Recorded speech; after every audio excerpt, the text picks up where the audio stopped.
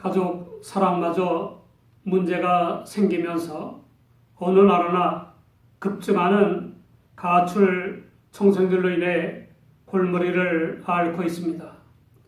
그들 중에는 의식주 문제로 심히 고생하거나 범죄하거나 성적인 노예가 되는 이들이 있습니다. 용이 잘 된다고 하더라도 그들의 가출로 인해 가슴이 미어지는 부모의 고통은 다른 어느 고통과도 비교될 수 없을 것입니다. 허랑방탕하여 물려받은 재산을 다 허비하고 돌아온 탕자를 보고 마냥 기뻐하는 아버지의 이야기인 이 비유는 하나님을 떠나 죄와 우상숭배와 방탕의 종노릇을 하는 인간과 하나님의 사랑을 잘 드러내고 있습니다. 그러므로 이 탕자의 비유는 복음서 속의 복음이라고 합니다. 이런 자를 찾으시는 하나님의 사랑을 의미하는 이 비유는 얼마든지 있을 수 있는 일입니다. 둘째 아들이 아버지에게 상속받을 몫을 달라고 해서 아버지가 두 아들에게 살림을 각각 나눠주었습니다. 모세의 율법에 의하면 재산의 상속은 형이 3분의 2를, 동생은 3분의 1을 받았습니다. 그러나 재산의 양도가 죽기 전에 이뤄질 경우엔 동생의 몫은 더 적은 9분의 1 정도에 불과했습니다. 아버지 생전에 재산을 상속받으면 소유권은 아들에게 넘겨지지만 처분권은 아버지가 죽은 후에 넘겨졌습니다. 그렇다면 아버지의 재산 중에서 자기 몫을 달라고 한 둘째 아들의 부탁을 듣고 살림을 두 아들에게 나눠주신 아버지는 율법 이상의 사랑을 한 것입니다. 둘째 아들은 아버지의 사랑과 관심을 속박하는 간섭으로 여겼습니다. 그래서 그는 아버지의 그늘을 벗어나 먼 나라에 가서 자기 마음대로 말하고 행동하며 살고 싶어 했습니다. 그는 며칠이 못되어 물려받은 재산을 다 모아가지고 먼 나라에 가서 허랑방탕하여 다 허비했습니다. 재물을 쉽게 얻거나 거저 얻은 소유자는 허랑방탕하여 망가지거나 생지옥의 밑바닥으로 떨어지기 쉽습니다. 그러므로 자기 성찰에 더욱 힘써야 하고 하나님을 믿는 믿음으로 살아야 하는 것입니다. 방탕한 생활로 재산을 다 없앤 탕자는 그 나라에 크게 흉년이 드는 바람에 비로소 궁핍하게 되었습니다. 어떤 사람들은 수없이 남들의 잘못과 불행을 보고 그 원인을 보면서도 자신과는 상관없는 것처럼 생각하기도 하고 비난한 같은 잘못을 범하기도 합니다. 방탕한 생활만 재산을 날리는 것이 아닙니다. 재산이란 물려받은 것이든지 불법으로 얻은 것이든지 쉽게 번 것이든지 피땀 흘려 번 것이든지 간에 소유자가 마냥 지킬 수 있는 것이 아닙니다. 잠언 23장 5절을 보면 내가 어찌 허무한 것에 주목하겠느냐. 정령이 재물은 날개를 내어 하늘에 나는 독수리처럼 날아가리라 라고 했습니다. 그러므로 소유자는 재물을 하나님께 영광을 돌리기 위해 써야 하고 사랑을 위해 써야 하는 것입니다. 자신이나 사랑하는 가족이나 남들을 위해 재물을 어떻게 쓰는 것이 하나님께 영광을 돌리는 것인가를 생각하면 답이 나옵니다. 하나님의 이름으로 사랑을 위해 쓰이는 헌금을 하는 것이 아니라 물욕이나 권세욕이나 죄악의 낙을 위해 뇌물을 주거나 자녀의 부정 입학이나 부정 취업을 위해 재물을 쓰는 것은 하나님께 영광을 돌리는 것이 아닙니다. 하나님의 진노를 쌓는 것이고 남들의 가슴에 못질하는 것이므로 하나님의 심판을 피할 수 없는 것입니다. 재산을 자녀에게 미리 다 나눠준 후에 자녀들에게서 버림받고 노숙자 신세로 전락한 노인들이 있습니다. 그러므로 풍족할 때에 궁핍할 때를 대비해야 하고 건강할 때에 병약할 때를 대비해야 합니다. 성공했을 때에 도취되는 대신에 실패할 때를 대비해야 하고 행복할 때에 불행할 때를 대비해야 합니다. 하나님의 계시를 받은 요셉은 7년간의 풍년의 때에 7년간의 흉년의 때를 대비함으로써 하나님께 영광을 돌리고 굶주리는 사람들을 구제하여 세계적인 정치 지도자여 경제 지도자로 이름을 떨쳤습니다. 재산이 많은 때에 불행의 때를 대비하기는커녕 방탕한 생활로 재산을 다 탕진해버린 둘째 아들은 닥친 큰 흉년에 속수무책이었습니다. 굶어 죽을 위기에 처한 그는 그 나라 사람에게 붙여 살게 되었는데 그 주인의 지시를 받아서 당시 천한 일이었던 돼지를 치는 일을 했습니다. 너무 배가 고파서 돼지 먹인 쥐염 열매로 배를 채우려고 했지만 주는 사람이 없었습니다. 쥐염나무는 높이 10여 미터에 달하고 메뚜기 모양인 열매의 크기는 20여 센티나 됐습니다. 이스라엘 사람들은 쥐염 열매를 먹게 될 때 회개한다는 말이 있습니다. 그런데 그 쥐염 열매조차 주는 사람이 없어서 배를 채우지 못했습니다. 굶는 집이 많던 초등학교 저학년 시절 부잣집 맏아들인 친구가 있었습니다.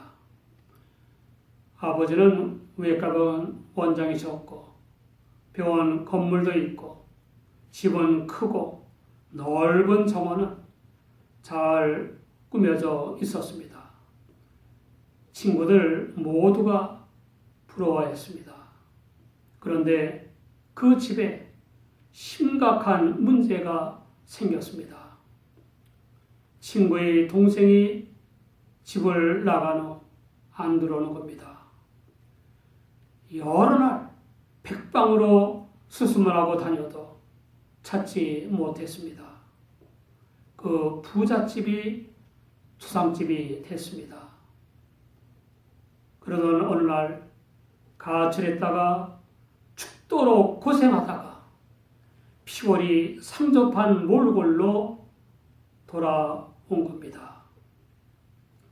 온 가족이 기뻐하며 맞았지만 그 기쁨은 오래가지 못했습니다. 극심한 영양실조와 합병증으로 숨지고 말았습니다.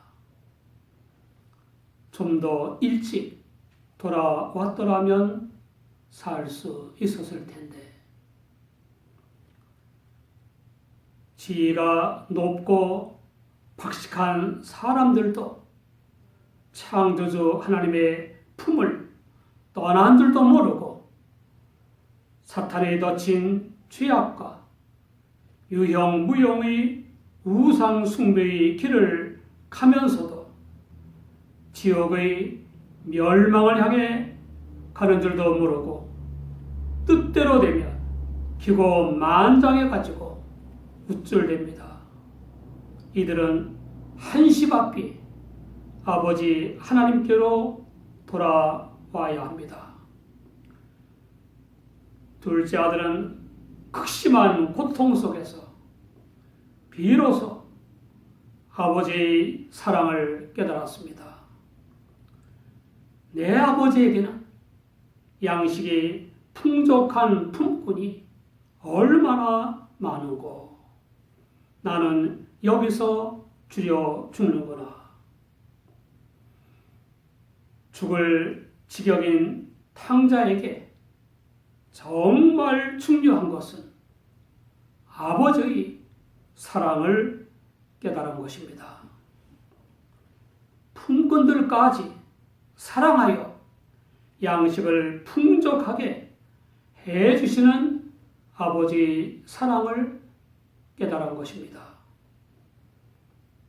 어떤 사람은 탕자의 궁핍이 그를 회개로 이끈 것이다 라고 하지만 실은 아버지의 한결같은 사랑이 탕자를 회개로 이끈 것입니다. 둘째 아들은 아버지를 떠나 탕자가 되었지만 아버지의 사랑은 그 아들을 떠난 적이 없습니다. 그 아들이 집에 있을 때나 집을 나갈 때나 외국으로 갈 때나 외국에서 방탕한 생활을 할 때나 맨 밑바닥 생활을 할 때나 그 아들에 대한 아버지의 사랑은 단 한순간도 멈춘 적이 없습니다. 다만 그 아들이 그때까지 그 엄청나고 한결같은 아버지의 사랑을 깨닫지 못했을 뿐입니다. 결국 그 아버지의 사랑이 둘째 아들로 하여금 회개케 한 것입니다.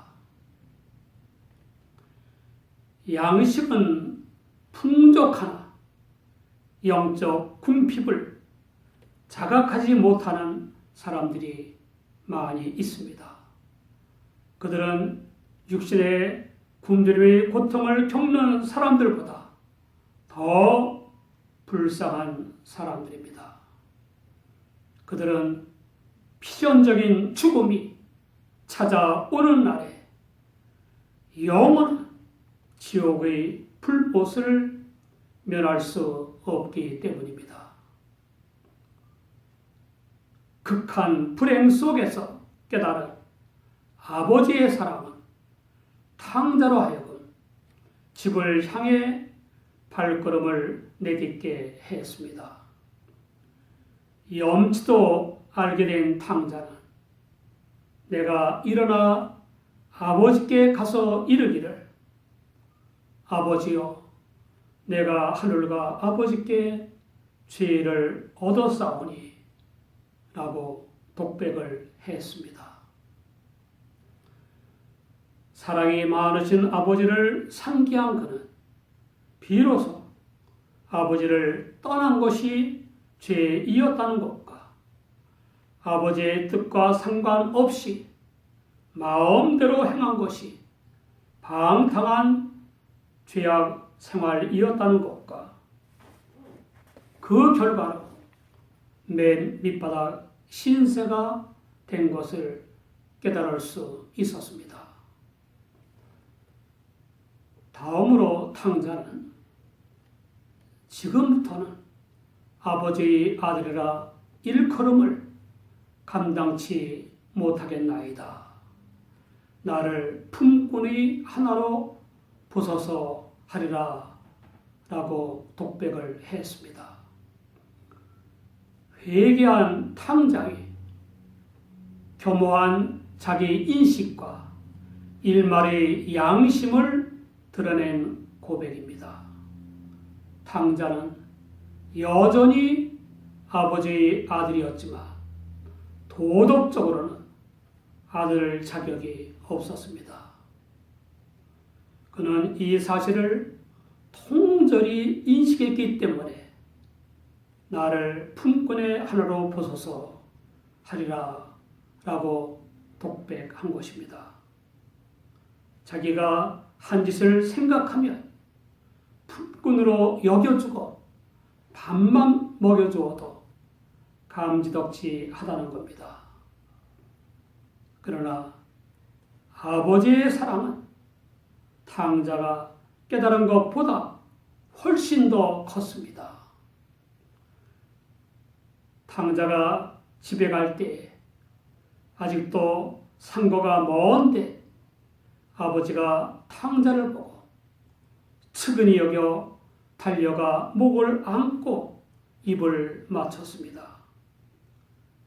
아버지를 떠났음에도 불구하고 아버지의 사랑은 그를 떠나기는커녕 항상 돌아오기를 기다리고 있었습니다.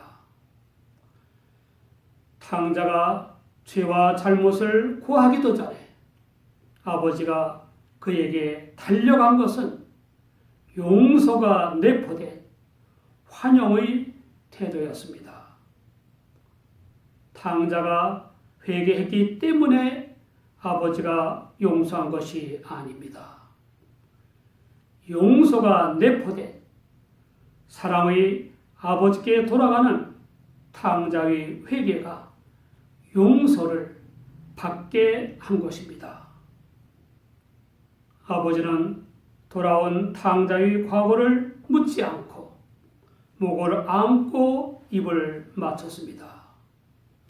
탕자는 아버지여 내가 하늘과 아버지께 죄를 얻었사오니 지금부터는 아버지의 아들이라 일컬음을 감당치 못하겠나이다 라고 했습니다. 아버지의 사랑을 깨닫고 품꾼이 하나로 여겨주셔도 감지덕지 하다는 생각을 하며 돌아온 탕자는 하늘과 아버지께 죄를 범했으므로 지금부터는 아버지의 아들이라 일컬음을 감당치 못하겠다고 했습니다. 그러나 아버지는 종들에게 제일 좋은 옷을 입히고 상속권을 뜻하는 가락지를 끼우고 자유인을 뜻하는 신을 신기고 살진 송아지를 끌어다가 잡아서 함께 먹고 즐기자고 했습니다. 아버지가 죽었다가 다시 살아난 아들, 잃었다가 다시 얻은 아들을 위해 축하 잔치를 벌인 것입니다. 하나님을 떠난 사람들에게 복음을 전해야 합니다. 하나님께서는 회개한 사람의 과거를 묻지 않으시고 죽었다가 다시 살아난 자녀여 잃었다가 다시 얻은 자녀로 여겨 잔치를 베풀어 주십니다. 기도하겠습니다.